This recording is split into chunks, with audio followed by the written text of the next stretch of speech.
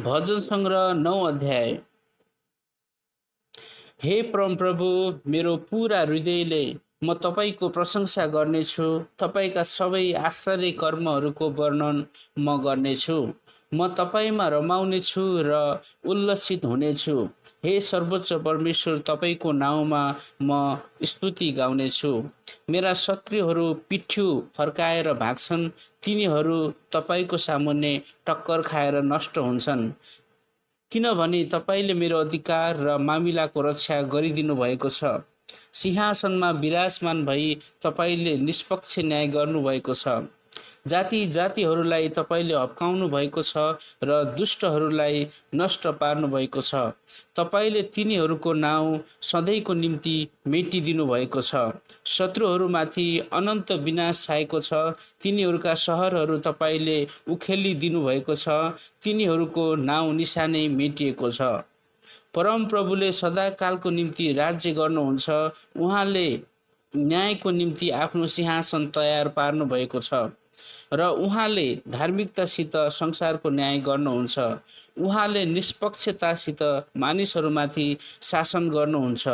थिचो मिचोमा परेकाहरूका निम्ति परमप्रभु किल्ला हुनुहुन्छ, कष्टको समयमा एउटा शरणस्थान।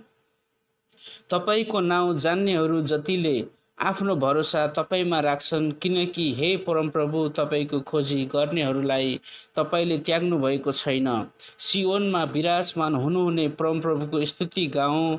मानिसहरूका बीचमा उहाँको कामहरूको घोषणा गर।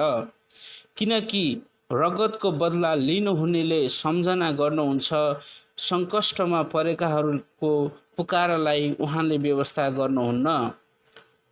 हे परमप्रभु, ममाथि अनुग्रह गर्नुहोस्। हेर्नुहोस्, मलाई घृणा गर्नेहरूबाट मैले कस्तो कष्ट भोग्नु परेको छ।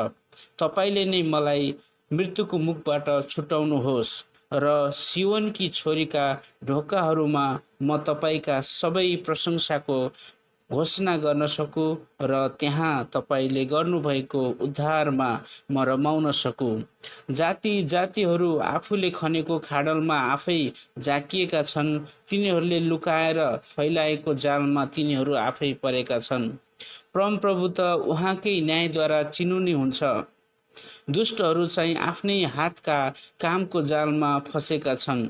दुष्टहरू चाहिँ पातालमै फर्केर जानेछन्। सबै जातिहरू जसले परमेश्वरलाई बिर्सन्छन्, तर दरिद्रहरूलाई सधैँ बिर्सिइने छैन।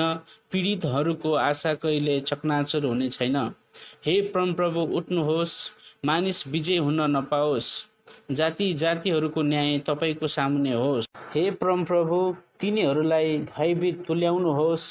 तिनीहरू त मानिस मात्र हुन् भनी जातिहरूले थाहा पाउन्।